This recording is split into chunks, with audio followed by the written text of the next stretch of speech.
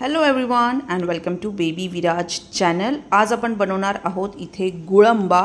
सध्या ना कैऱ्यांचा भरपूर सीझन आहे, कारण की आंबे आता कमी कमी होत चालले, त्यामुळे आज आपण वर्षभर टिकेल असा गुळंबा बनवणार आहोत। त्यासाठी आपल्याला कैरी घ्यायची आहे। हे बघा, अशा प्रकारच्या ज्या कलमी कैऱ्या असतात, ज्या आंबट कमी असतात, त्याला व्यवस्थित साल काढून किसून घ्यायचं आहे अशा पद्धतीने।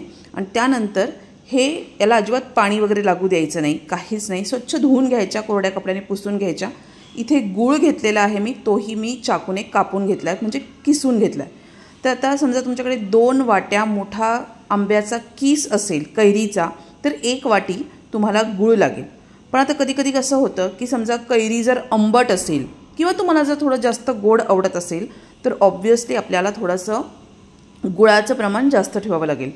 कैरी कापण्यासाठी म्हणजे किसतो ना, तर गूळ पण तसा किसून घ्यायचा। त्याचं कारण असं आहे की गूळ मग लवकर वितळतो, जास्त त्याला वेळ लागत नाही, नाहीतर मग तुमचे खूप हात दुखू शकता त्यासाठी। तर आपलं हे प्रमाण ठीक आहे। त्याचबरोबर मी फक्त इथे 1 चमचा तूप टाकणार आहे। ऑप्शनल आहे, आवडत असेल तर जास्तही टाकू शकतात। पण काय होतं, समजा जास्त दिवसांसाठी स्टोअर करणार असाल तर माईट बी ते घट्ट नको व्हायला किंवा त्याचा वास नको यायला, म्हणून मी 1च चमचा टाकते आहे। तुम्हाला आवडत असेल तर जास्त पण टाकू शकतात। मला असं वाटतं की काही तर दिवसानंतर त्याचा वास यायला सुरुवात होते। आता मी जो गुळंबा बनवते आहे ना, तो थोड्याच प्रमाणातला आहे, तो एवढे दिवस टिकणार पण नाही। त्यामुळे आता हे बघा, जितकं मी किसून घेतलेला होती कैरी, ती सगळी मी याच्यामध्ये टाकलेली आहे। थोडंसं तुम्हाला कैरी टेस्ट करून घ्यायची आहे जेव्हा तुम्ही गुळाचं प्रमाण टाकणार असाल, आणि तुम्हाला जर वाटलंच तर तुम्ही नंतरही गूळ ॲड करू शकतात। आपल्याला ही प्रोसेसला बराच वेळ लागतो। तर शक्यतो असेल तर ॲल्युमिनियमचीच कढई घ्या, कारण बाकीच्या नॉनस्टिक कढई वगैरे घेण्यापेक्षा ही आपली पारंपरिक कढई जी असते ना, त्याच्यात केलं तर लवकर चिटकत वगैरे नाही आणि करायलाही बरं पडतं। इथे प्रत्येक वेळेस आपल्याला हे असं हलवतच राहावं लागतं। याचं कारण असं आहे, कारण की हे खूप पटकन चिटकतं।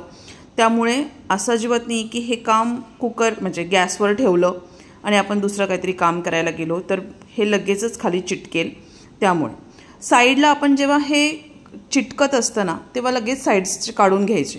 हे बघा, जेव्हा तुम्ही याला 7-8 मिनटासाठी कराल ना, तर लगेच तुम्हाला त्याच्यामधला कलर चेंज होताना दिसेल। त्याचा एकदम छान आंबट असा वास यायला सुरुवात होतो। तेव्हा आपल्याला समजतं की आता हे हळूहळू याचं मॉइश्चर कमी होत चाललं आहे आणि याचं प्रमाणही कमी होणार आहे। जर तुम्ही याला व्यवस्थित परतवलं नाही, ही स्टेज सगळ्यात महत्त्वाची आहे, कारण की जर गूळ घालण्याची घाई केली तर मग आपला हे जो गुळंबा आहे तो जास्त दिवस टिकणार नाही। त्याला माईट बी थोडासा बुरशी आपण ज्याला म्हणतो ते येण्याची शक्यता असते, आणि पाणी तर अजिबात लागलं नाही पाहिजे, नाहीतर त्यामुळे सुद्धा आपला गुळंबा खराब होतो, त्याचा वास येतो आणि मग ते खावंसंही वाटत नाही, किंवा हळूहळू त्याला नंतर मॉइश्चर पकडतं आणि नंतर त्याला बुरशी यायला सुरुवात होते। सो ही स्टेज इतकी महत्त्वाची आहे की जवळपास आपल्याला 8 ते 9 मिनटं याला कंटिन्यूस असं हलवत राहावं लागतं, जोपर्यंत याच्यातला मॉइश्चर कमी होत नाही तोपर्यंत। आणि हे खाली आपोआप चिटकायला सुरुवात होईल, त्यावेळेस तुम्हाला समजून घ्यायचं आहे की मग आपण गूळ ॲड करू शकतो। तोपर्यंत आपल्याला गूळ ॲड करायचा नाही आहे। तुम्ही इथे बघू शकतात की मी कंटिन्यू चमच्याने याला स्टीर करते आहे, कारण की ते खाली लागायला नाही पाहिजे, किंवा कडेला आपण जे काही लागतं आहे ते लगेच काढून घेते आहे। कडक झालं तर ते निघत नाही आणि मग आपला गुळंबा मोस्टली वाया जाऊ शकतो। तर हे बघा, अशा प्रकारे तुम्हाला रेषा न रेषा वेगळ्या होताना दिसतील, तोपर्यंत आपल्याला हे कंटिन्यू करत राहायचं आहे। आणि खरंच याला खूप वेळ लागतो। जर होत असेल तर बसून करा, कारण की तुमच्याकडे छोटी शेगडी वगैरे असेल तर उभं राहून तर खूप पाय दुखू शकता। आता याच्यामध्ये आपण गूळ ॲड करणार आहोत। जितका मी गूळ ह्या प्रमाणात घेतला होता तो सगळा मी याच्यामध्ये टाकलेला आहे।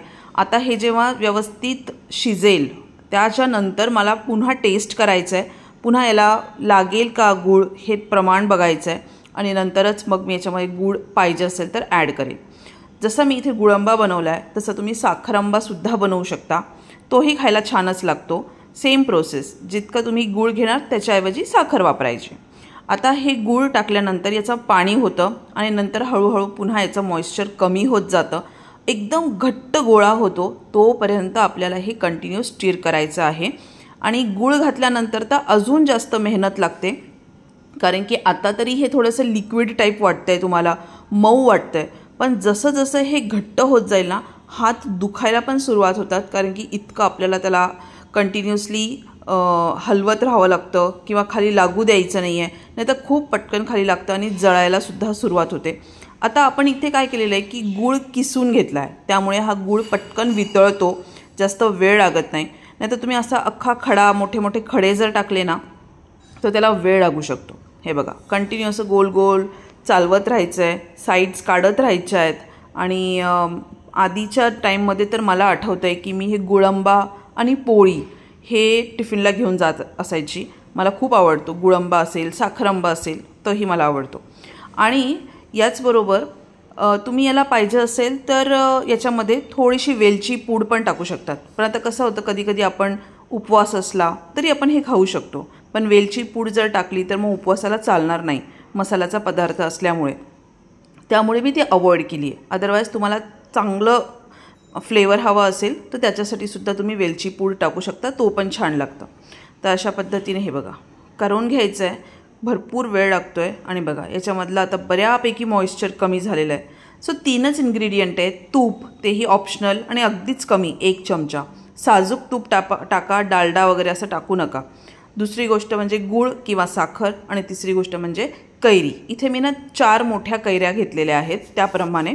आणि म्हणजे कसं की आमच्या घरामध्ये सगळ्यांनाच आवडतं, त्यामुळे टिफिनमध्ये असेल किंवा तुम्ही असं तोंडी लावायलाही खाऊ शकतात. म्हणजे एखादी भाजी आहे, कोरडी भाजी आहे किंवा मग तोंडी लावायला काहीच नाही आहे, ॲज अ स्वीट डिश पण तुम्ही मस्तपैकी आणि मुलांसाठी पण खाऊ घालू शकतात, कारण की खूप हेल्दी आहे. बघा याचा कलर पण किती छान वाटतो आहे. आणि आता हे किती जास्त घट्ट पण झालं आहे. यापेक्षा आपल्याला घट्ट करायचं नाही, नाही तर खाली लागू शकतो. याला आता मी खाली उतरवलेलं आहे थंड होण्यासाठी. गॅसवर नाही ठेवू शकत, कारण की शेगडी गरम असते ना, त्याच्यामुळे मग ते खाली लागून जाईल. तर खाली स्टँडवर मी म्हणजे थंड होण्यासाठी ही कढई ठेवलेली आहे. आणि जितकं होईल तेवढं साईड्सच्या कडा काढून घेते, नाहीतर ते कडक झाल्यावर त्याचा काही एक उपयोग होत नाही, खाऊ पण शकत नाही. इतक्या कडक होतात त्या रेषा की मग ते अवघड होतं. तर इथे मी सध्या एका काचेच्या कंटेनरमध्ये सुद्धा काढलं आहे. आता इथे थोडंसं उरलं आहे. तर येस, तुम्हाला व्हिडिओ आवडलाच तर लाईक, शेअर, सबस्क्राईब करा. आणि असा गुळंबा नक्की करून बघा, तुम्हाला नक्की आवडेल. Thanks for watching. Take care and bye bye.